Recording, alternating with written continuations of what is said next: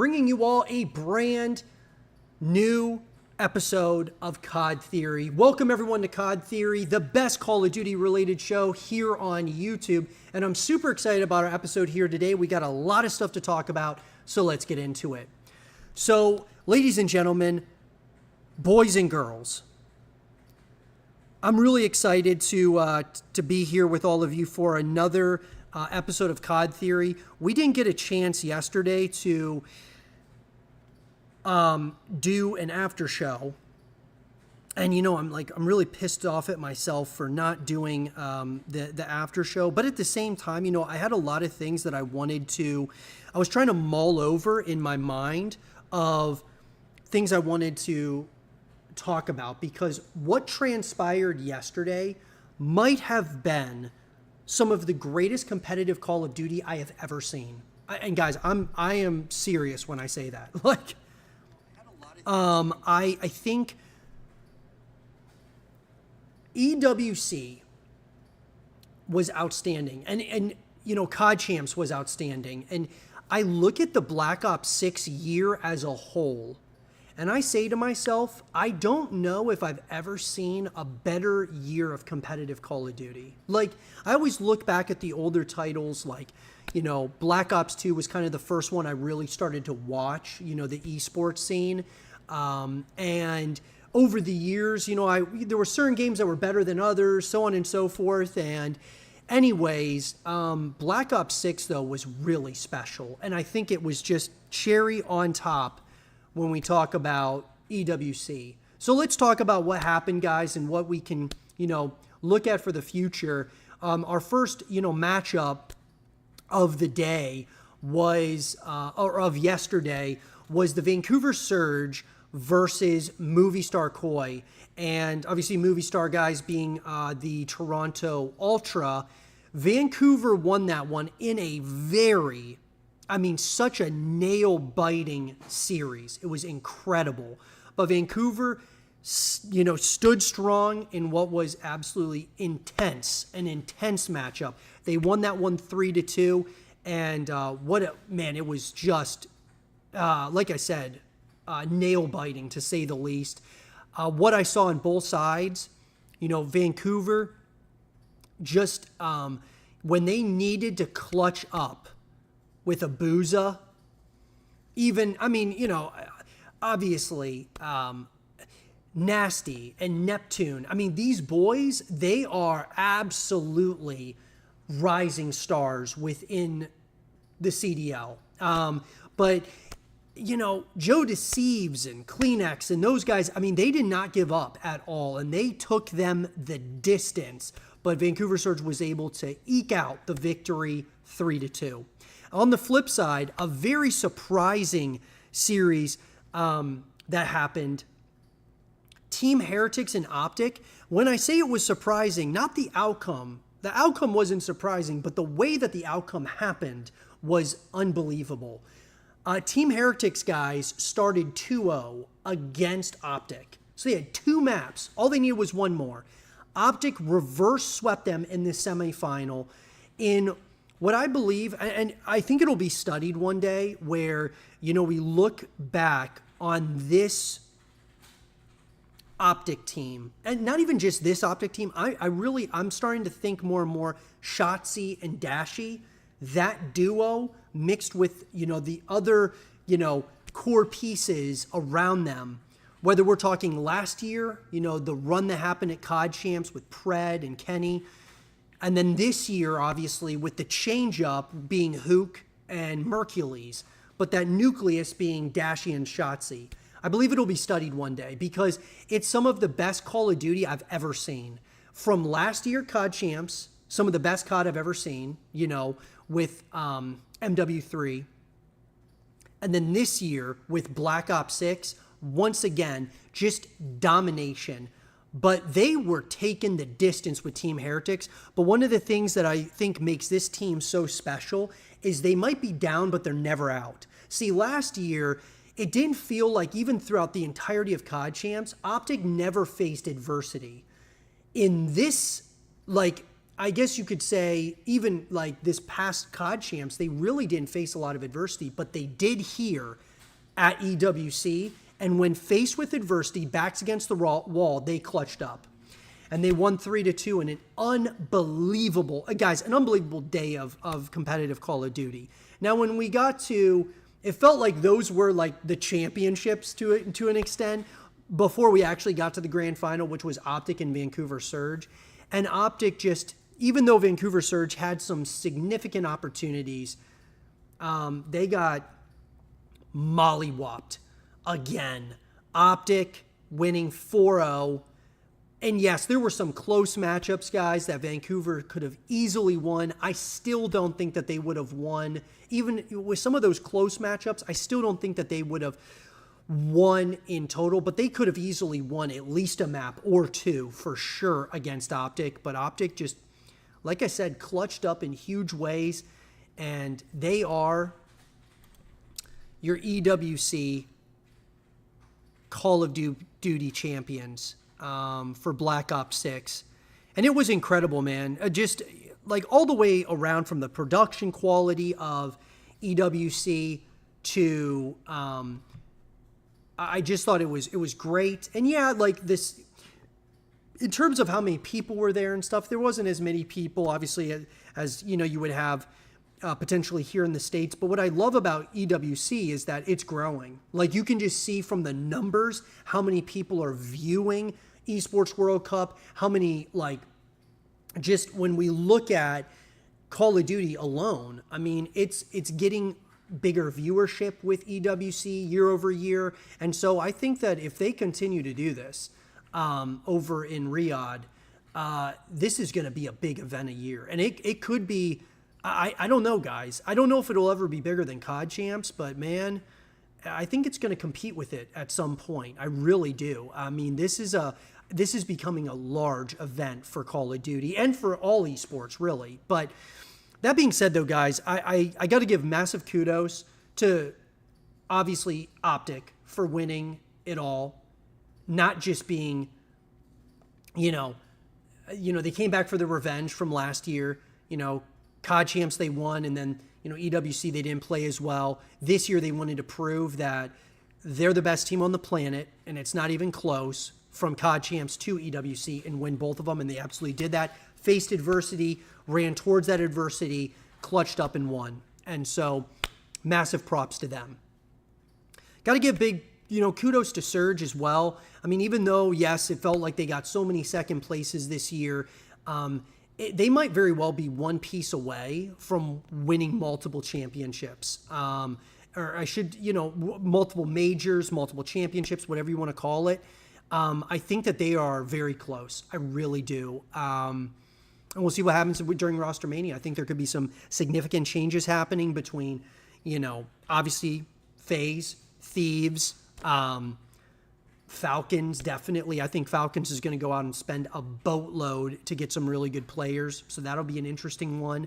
I think Falcons could very well end up getting somebody from FaZe, maybe somebody from Thieves to join Pred over there. So it'll be really interesting. But overall, guys, this being the last event of the year for Black Ops 6, I think it was great. I really do. I think that this year with competitive Call of Duty was outstanding. I really do. I'm trying to think back on what was a better year for competitive Call of Duty. And man, from just all the majors, all these different, winners, like back-to-back for LA Thieves, and, OpTic struggling so much, and then the story of OpTic coming back into COD Champs, winning COD Champs back-to-back, going to EWC, facing adversity, and staring that adversity down and clutching up and winning EWC. I mean, it was incredible, man.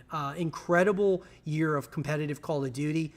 Sure, there's a lot of things that Call of Duty, needs to work on to get right for Black Ops 7 and stuff. But if Black Ops 7 is anything like Black Ops 6, and maybe it's improved in a number of ways, I think we're going to be in for another great year of competitive Call of Duty. But let me know what you guys think in the comment section down below about EWC, the grand final, or the final day of EWC 2025 for Black Ops 6. What did you guys think about it? And what do you think this does for the offseason, for Roster Mania? Let me know what you guys think in the comment section down below, and let us know your thoughts. All right, guys. With that down and out of the way, speaking of Call of Duty, let's talk about this. You know, there's been a lot of talk about Call of Duty versus Battlefield 6, or I should say Black Ops 7 versus Battlefield 6. And, you know, for me, from just looking at the trailers, right? The reveal trailer for Black Ops 7 versus the reveal trailer for, for Battlefield 6. I don't even think it's even a debate. I mean, the Battlefield 6 trailer it's reminding me so much, guys, of Call of Duty MW2 in 2009. It really does. And it should, to an extent, because the guy who helped make Modern Warfare 2 back in 2009 is working on Battlefield 6 in the form of Vince Zampella. And so, obviously, Vince went from MW2 to, over to EA, and he was working on Titanfall, created the Titanfall universe, and then, he's working on the Jedi titles over at, who was it? I mean, he's over at EA. I'm trying to remember the studio specifically, but nonetheless, then from the Jedi games now to Battlefield 6. But that title, Battlefield 6, looks like MW2 back in 2009. It really does. And Call of Duty Black Ops 7, from the reveal trailer at least, looks like Mass Effect, Halo, Stranger Things. I mean, barely looks at all like, Call of Duty. But once again, it's a teaser trailer. It might, who knows, the reveals are going to be coming out here shortly. But I think that this is going to be a great year for Battlefield. It'll be interesting to see with Black Ops 7, with their actual reveal, what that looks like at the, at Gamescom. But nonetheless, there was an article that came out. Call of Duty is firmly in its slop era, and now it's Battlefield 6's game to lose. I disagree with the first part, but the second part I think is 1,000% true. This is coming to us from PC Gamer in Morgan Park over there. It's incredibly impossible, increasingly impossible to ignore how ugly Call of Duty has become. In the last few months alone, Black Ops 6 and Warzone have been infiltrated by cel-shaded Beavis and Butthead, American Dad, Jay and Silent Bob, and the Ninja Turtles. Black Ops 6 is the latest casualty of Call of Duty slop era, a parade of cartoonish cosplays, dizzying VFX, and Party City dress-up skins that in just a few years have eroded an identity Activision spent 2 decades building. Now look, where I disagree with that is, yes, they're leaning more and more into, look, guys, here's the deal. Call of Duty, from a business perspective, what they're trying to do here is they're kind of done with the, we want our monetization to kind of fit the theme of Call of Duty. Now they're kind of more along the lines of, we just want COD to be for everybody. And so what they're kind of doing here is they're catering to more kids, right? They're looking at Fortnite, what Fortnite's doing with all the different collabs and, it's a way to make money and things of that nature. That's what they're doing here. Call of Duty is becoming the Fortnite of first-person shooters, is kind of what the vibe I'm getting from it. Does that mean that they're in the slop era? I thought Black Ops 6 was awesome. If you take away a lot of these, Beavis and Butthead, you take away the cheaters and the hackers and, if they would have added ranked play sooner and stuff, like that would have been awesome. But if you take away all this monetization stuff, at the core of what Black Ops 6 is a great Call of Duty. I think it's great. But what Battlefield looks to be doing, and we're going to have to wait and see, because we saw what happened with Battlefield 2042 and the disaster that was at launch. But from the looks of it, Battlefield 6 looks like MW2 2009. It looks like they're leaning into, we're making the more mature title. We want to bring, they're talking to all the, older gen Call of Duty fans who loved MW2, COD 4, Black Ops 2. That's who they're calling to. And I'm all for it, man, because I think there's a market for that. The market that Call of Duty is going for is, going to turn a lot of us, hardcore Call of Duty fans, off a little bit, I think. Even though if the game's great, we're still going to play it at the end of the day. But some of this stuff, yeah, is a little bit over the top. None of that is news, but how players are reacting to it is. Despite the popularity of absurd skins, there's a funk in the air. A lot of people are finally acknowledging the sorry state of Call of Duty, and they're particularly repelled by those Beavis and Butthead and American Dad skins that could have been ripped straight out of Fortnite.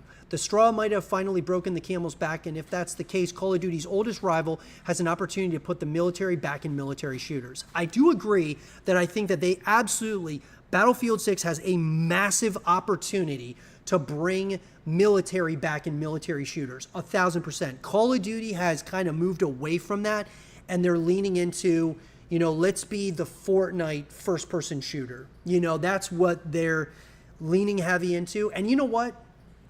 They're probably going to be super successful doing that, like, to be honest with you guys.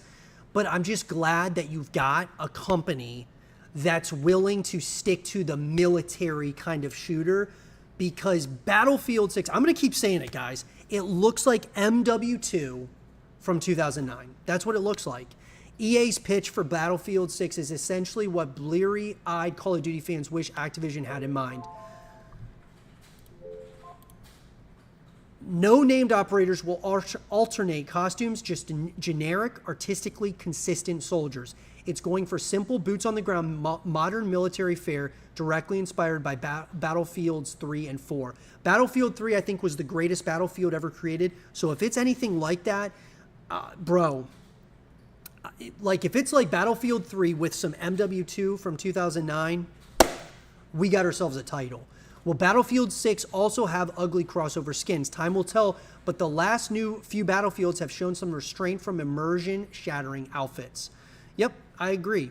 Look, I think that will they do some kind of collabs or something? I'm sure they will, guys. I mean, sure, they're going to have like certain monetization. I just really want Battlefield to go this direction of earnable items over payable items. Make the earnable stuff that you get in the game, whether it's skins, whether it's emblems, titles, all of that stuff, make it cooler than the payable stuff. You can have the payable stuff there, that's fine. But just make it so that we've got to earn the stuff. The really cool stuff, like think of Halo Reach, where to get inheritor rank, you would get the skull mask. It was so sick. MW2, ranking up to get that 10th prestige medallion. You know, things like that are what make it just a incredible experience. And it keeps you on the game. So that's what I'm really hoping for. What we know is that Battlefield 6 play tests have looked darn good. Dusty urban maps, crumbly destruction upgrades, and no goofy wingsuits to be seen. Maybe time will prove me wrong, but I think it's telling that EA chose to announce Battlefield 6 with this key art. It's awesome key art, by the way. It's incredible. But Battlefield 6 is positioning itself as a throwback to simpler, slightly less greedy days for military shooters, and folks are latching onto it. But we'd be fools to be confident EA is going to stick the landing. As promising as BF6 looks, there are some red flags. Number one being an Ars Technica report that detailed EA's expectation that Battlefield 6 have 100 million players, a figure it plans to achieve by releasing a full-price Battlefield 6 alongside a free Battle Royale mode. Maybe there's an opening for Warzone players to jump ship, but Call of Duty prioritizing a free-to-play audience is part of the reason it's gotten so bad. I mean, with Battlefield, you know, doing this Warzone, or I should say Battle Royale mode, I thought they already did that with like Hellstorm or whatever it was called, Firestorm. You know, I love that they're going to do this. I do, because I think that Battlefield as a BR could be really cool. I mean, we look at like, when you look at Battle Royales as a whole, you think to yourself, which games would be a great BR? To me, the number one I think would be incredible would be Halo, just with the drop pods and all that stuff. But I look at Battlefield as a second game, I think could be a really cool Battle Royale. Just because, think about it, the maps that are already in the multiplayer are larger maps in scale. So having a map that's really like just bigger, but you know, create something, you know, I'm sure they could come up with some really compelling ideas here. And so I'm okay with them doing a BR. 100 million players, that's a staggering number. And this is where I get concerned with EA. I trust, like, what DICE, or I should say, like, I trust that they're going to get it right, especially with Vince Impella over there, like, helping out with Battlefield 6. But EA, that's where you get concerned, because it's similar to Activision. You know, there's always something underlying that you got to worry about. There's a matter of then there's a matter of classes. EA took a beating online after revealing Battlefield 6's weapons would be open to all classes like in Battlefield 2042. A deeply unpopular change among longtime fans that many assumed would be reversed given BF6's throwback posture. This week, EA finally caved, saying an upcoming open beta would have playtests with closed and open weapon formats. Hey, listening to the feedback is cool, but if Battlefield Studios leadership was that caught off guard by an impactful design choice people feel strongly about, you wonder what other tripping hazards are out there. Look, guys, there's going to be monetization, period. I mean, look, it's a part of gaming now. This is where gaming's gone. There will be monetization tactics here, without question.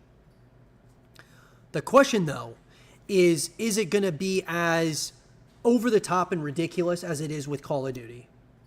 I don't think it will be. I don't. And look, I'm willing to, you know, if you're going to have a lot of like really cool earnable things that keep me on the game, and, you know, the monetization is just kind of like pure cosmetic stuff or whatever, I'm totally down with it, you know, but I just don't want it to be cooler than the earnable stuff that you can get in the game. But anyways, it's super unlikely that Battlefield 6 will come out swinging so hot it outsells Black Ops 7. Yeah. But as far as the cultural victory, this is Battlefield's year to lose. I agree.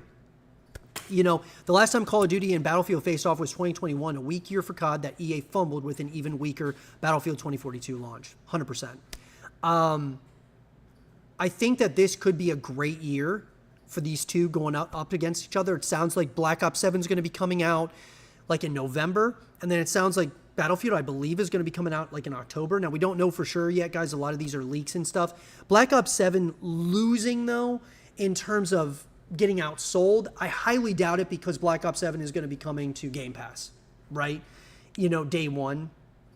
And so Battlefield 6 is going to have an uphill battle there unless it releases maybe on like the PlayStation Premium Plus day one or something. But Black Ops 7, I think, is going to outsell Battlefield 6, but the question is will Battlefield 6 just have longer legs, right, over time, where you got a lot of people coming over to Battlefield just to try it out, and then they've got the BR coming out, and then, you know, if Black Ops 7 flops, doesn't do really well. I mean, Call of Duty has a ravenous fan base at this point, guys, so I'm not anticipating them losing to Battlefield, but I think Battlefield can definitely earn some players. 100 million is a lot for them, a huge expectation there.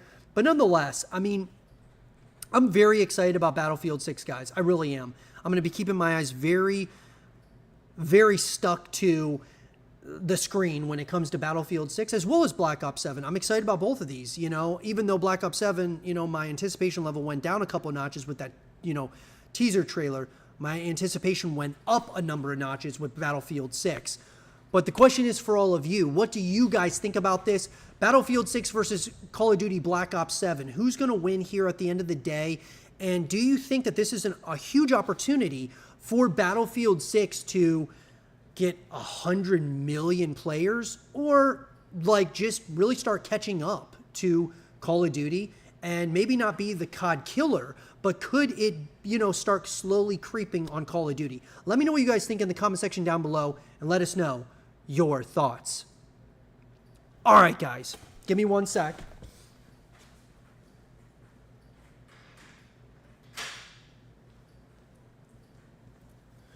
With that down and out of the way, ladies and gentlemen, the last thing that I wanted to talk about was this. You know, can I get this off the screen, bruh?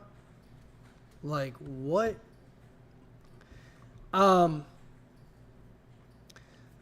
Battlefield 6 getting a Battle Royale mode is fascinating to me. We already had, I believe, guys, with Battlefield 1, I think they had like Firestorm. I'm pretty sure. I really didn't, guys. And overall, over the course of my gaming career, I've been much more so a Call of Duty player than Battlefield. That might be changing this year with Battlefield 6. And with that, the Battle Royale, I'm very intrigued by. Warzone is interesting. I do like Warzone for what it is. I love that it exists. But the heating, the cheating, did I just say the heating, the cheating? Bro, the cheating, the hackers, bro, it is bad. And Call of Duty, their anti-cheat being Ricochet, has been an absolute and utter failure.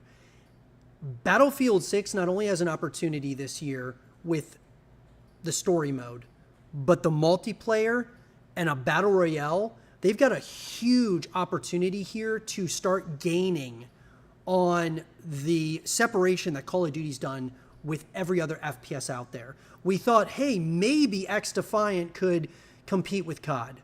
Nope, shut down. Battlefield's been the one FPS of all the FPSs out there that's given COD a run for its money every so often. With Battlefield 1 versus Infinite Warfare, it gave it a run because so many people were sick of the jetpack era. And a lot of people went over to Battlefield 1 during that time, and a lot of people came back. See, what Battlefield needs to do, when they get people, they need to find ways to, figure out ways, strategic ways to keep people in.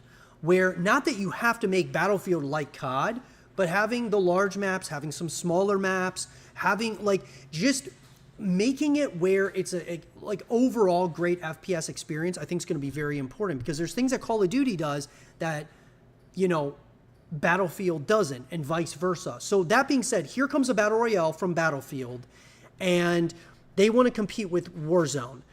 Carver Fisher from Dexterto states, Battlefield 6's release date is on the horizon with the game coming out earlier than Black Ops 7 if accidental data leaks are to go by.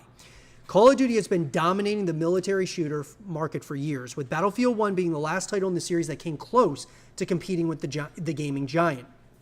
Like I mentioned, that was the last time, and I think that this could be the year that we get even closer to that happening.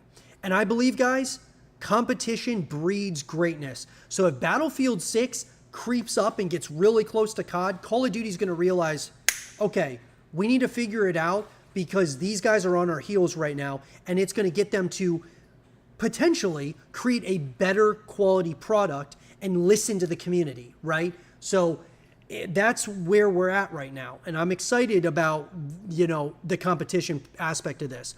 While Battlefield has always had its base of dedicated fans, both Battlefield 5 and Battlefield 2042 released to mixed reception, with 2042 especially getting heat from players.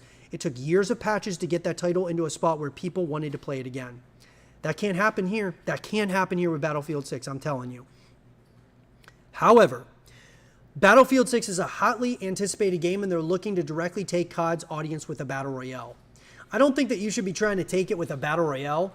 You should be trying to take it from like a multiplayer perspective. Like, hey guys, this is the dark, gritty military shooter that you guys all want that COD's not giving you. They're giving you Beavis and Butthead. We're going to give you this dark, gritty narrative, dark, gritty military multiplayer shooter. And hey, just so you know, some cherry on top, here's the Battle Royale.